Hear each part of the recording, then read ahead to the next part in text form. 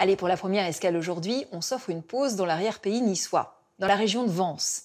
Nous avons rendez-vous dans une maison au nom évocateur, la villa, le rêve. Nous y allons avec l'un des plus grands peintres du XXe siècle, Henri Matisse. Cet endroit entre les acanthes et les palmiers va résonner pour lui comme un chant du cygne. Ce sera même l'une de ses dernières inspirations.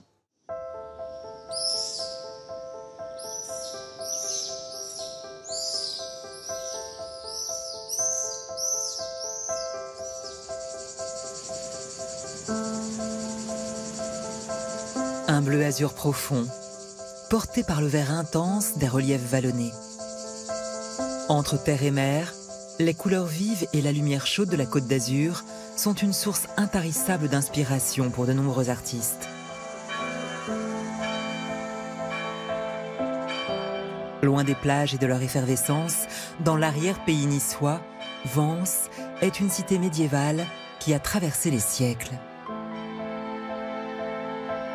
Elle est l'une des dernières terres d'inspiration de l'un des génies du XXe siècle, le peintre Henri Matisse. À plus de 70 ans, le maître est fatigué. Atteint d'un cancer, il a survécu à une lourde opération et débute une longue convalescence. Il avait demandé au chirurgien « Donnez-moi 3 ans de plus pour que je puisse conclure mon œuvre ». Et donc, il est dans ce rapport à la fois d'urgence et de jouvence parce qu'il se vit comme un ressuscité. À Vence, Matisse s'offre une seconde vie et réinvente à l'infini ce qu'il chérit par-dessus tout. Les femmes, les formes, les fleurs. Une création prolifique est la conception de son testament artistique, la chapelle du Rosaire.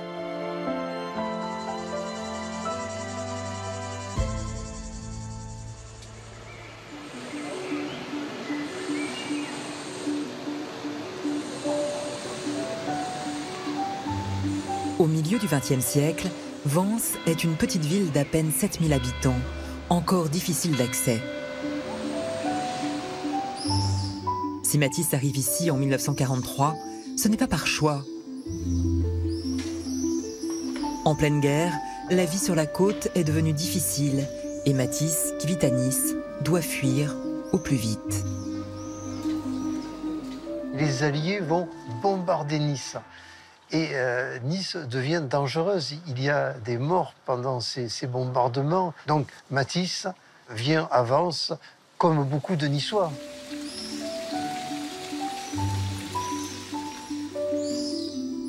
Lui, qui ne devait séjourner ici que quelques semaines, va y rester plus de 5 ans.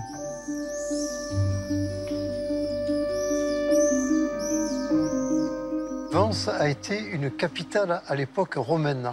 Ensuite, ça a été un évêché extrêmement important au Moyen-Âge.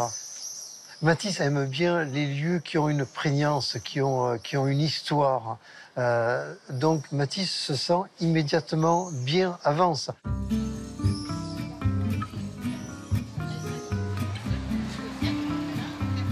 Ce matin, quand je me promène devant chez moi en voyant toutes les jeunes filles, femmes et hommes courir à bicyclette vers le marché, je me croyais à Tahiti.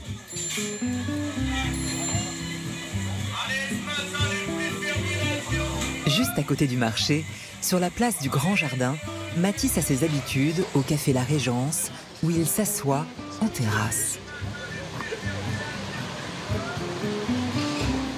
Matisse, quand même, c'était un monsieur qui avait une prestance.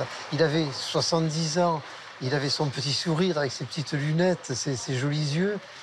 Il en imposait. Ce Matisse était le grand maître qu'on venait voir. Ils sont tous venus ici. Vous avez Aragon, vous avez Prévert, on a Picasso. Ils avaient leur table, ils regardaient les Vensoises passer.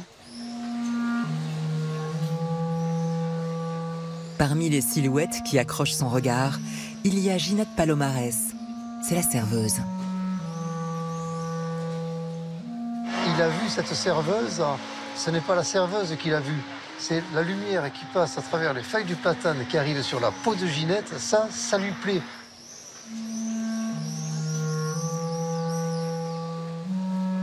Sous le pinceau de Matisse, la jeune femme devient un ange. Le maître la dessine d'un trait minimaliste et il s'en dégage une sublime impression de légèreté.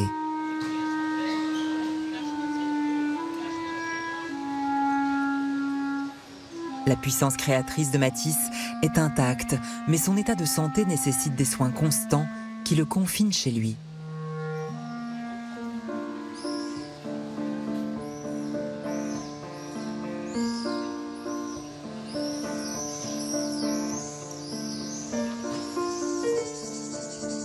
Un peu à l'écart de la vieille ville, sur les collines escarpées, s'érigent d'imposantes maisons.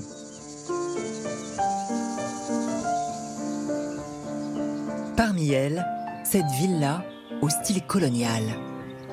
La villa Le Rêve.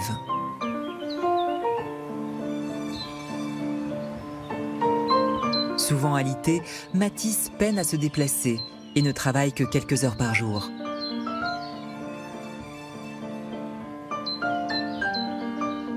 Mais il va faire de son décor un hymne à la vie. Les murs sont recouverts de tissus africains, de paréos tahitiens. Un intérieur en osmose avec le jardin coloré.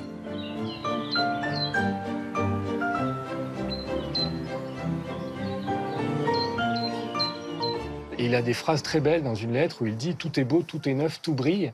Et donc, il faut imaginer Matisse le matin qui sort, qui ouvre sa fenêtre ici et qui va s'attarder, son regard, en fonction de son émotion, va s'attarder sur une fleur, sur un palmier qui est là, sur un motif qui est devant lui. Une belle terrasse, abondamment doublée de lierre romain.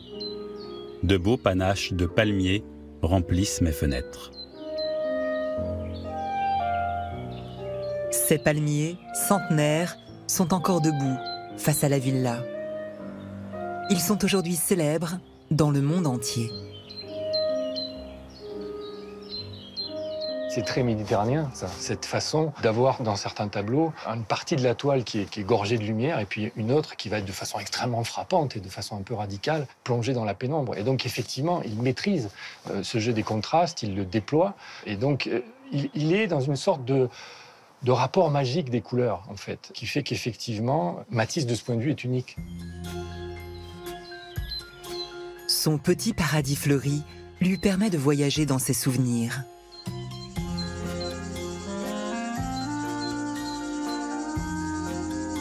Il revient 20 ans en arrière, lorsqu'il se perdait dans les hauteurs environnantes, comme ici, au col de Vence.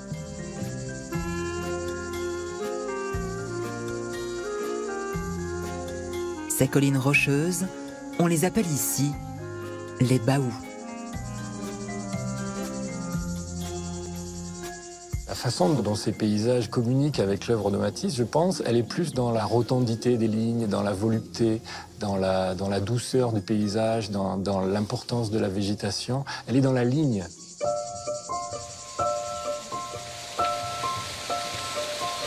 Au bord de la Lubiane, le ruisseau qui descend vers le village, l'artiste découvre une végétation qui lui rappelle son voyage à Tahiti 15 ans plus tôt.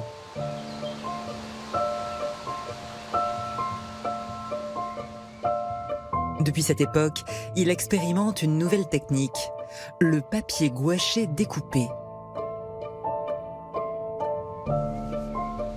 Elle lui permet de capturer l'essence d'une plante qui pousse ici à profusion, l'acanthe. Matisse va la représenter dans des papiers gouachés découpés qui consistent à faire des surfaces de couleurs et ensuite découper directement au ciseau des formes dans le papier et donc de dessiner par le trait, par la découpe et non pas par un trait préalable. Dans sa simplicité, c'est quelque chose de révolutionnaire.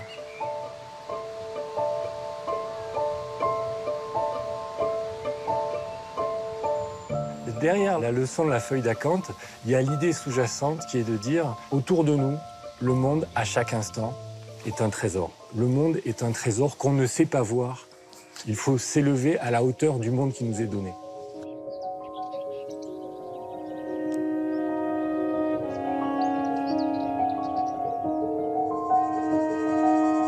Purifier son art pour élever son âme.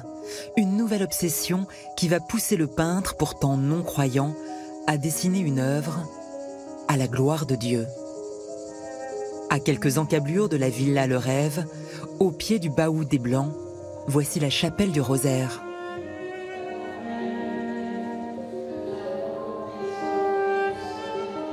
Les fameuses gouaches découpées de Matisse se sont transformées en vitraux. Un bleu intense, un jaune solaire et un vert végétal en jaillissent. Elles donnent vie à un intérieur d'un blanc immaculé. Je suis frappée par la sérénité qu'il y a dans cette chapelle, la paix, la luminosité. On ne rentre pas dans une chapelle, disons, plus ancienne, où elles sont sombres. Là, on est pris par la clarté.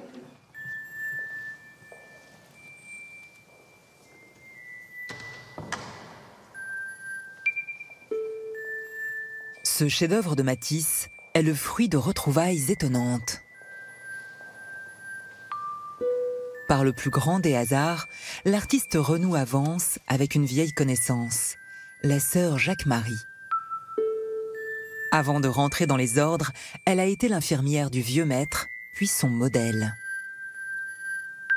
La sœur propose au peintre de participer au projet d'un lieu de culte pour les dominicains.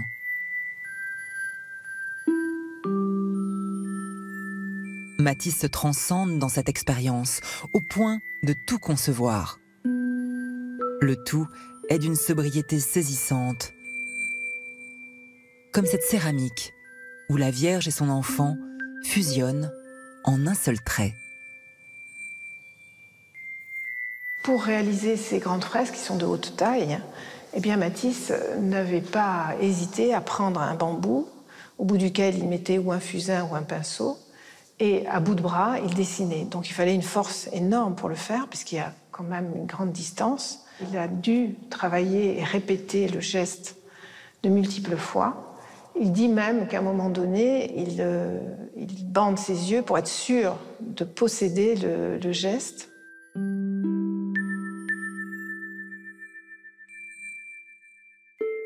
La chapelle est l'aboutissement de l'œuvre d'un artiste, et d'un artiste qui a pensé à la fois à progresser dans son œuvre, mais dans sa vérité. C'était un retour à la paix, à une sorte de paix qu'il a voulu donner aussi à ceux qui visitent la chapelle.